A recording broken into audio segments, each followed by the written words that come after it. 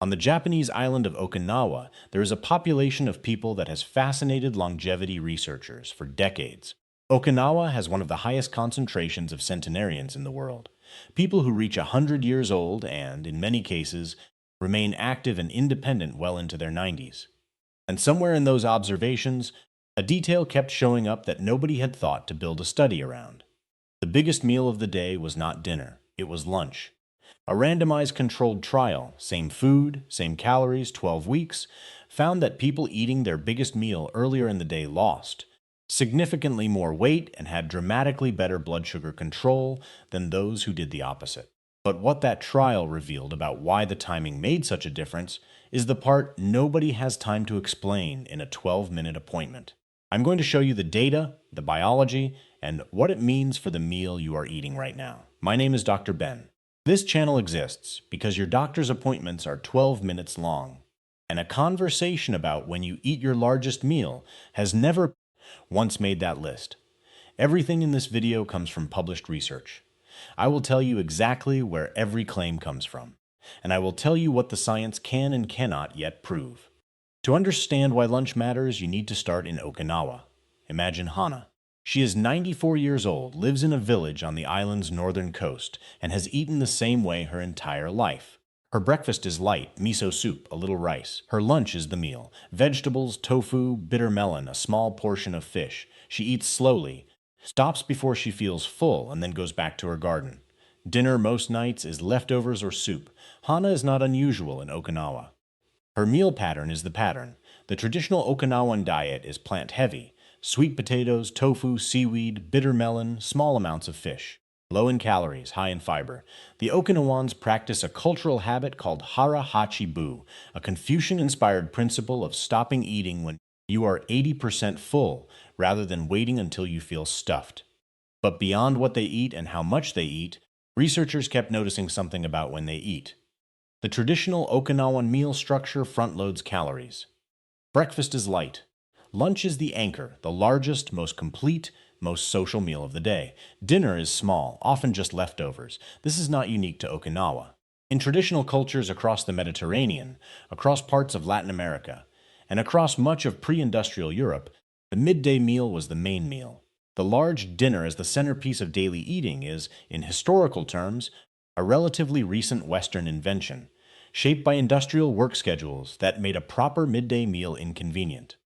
We reorganized our entire eating day around factory hours, and most of us have never reorganized it back.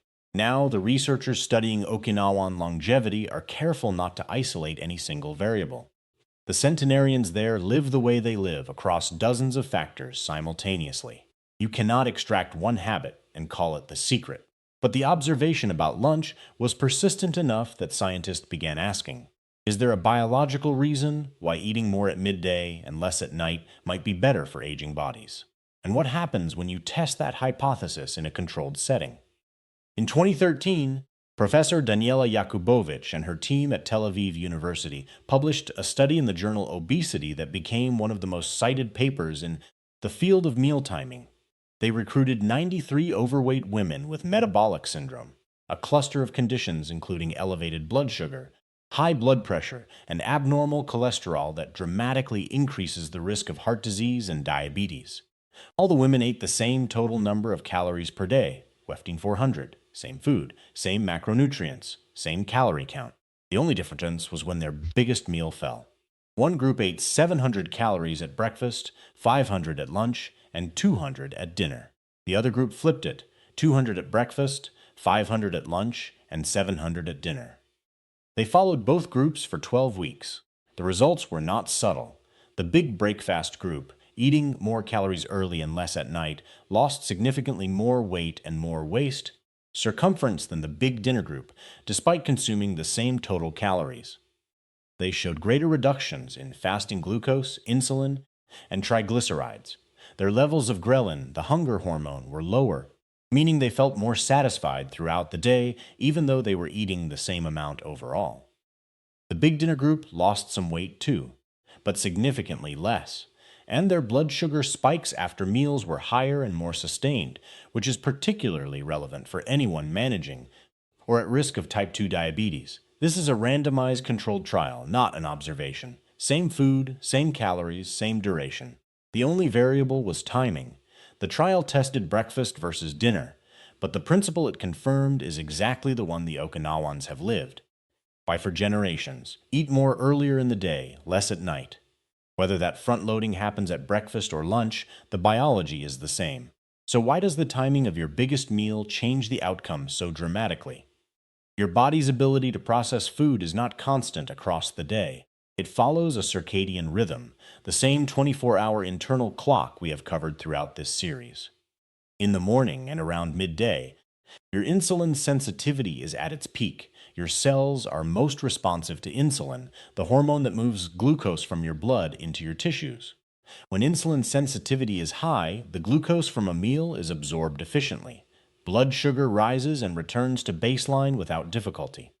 By evening, insulin sensitivity declines. Not because something has gone wrong, because your body is following its biological programming. The metabolic machinery is winding down for the night. When you eat a large meal in the evening, it arrives at a time when your body is least prepared to process it. Glucose stays elevated in the blood longer. Insulin has to work harder for the same result.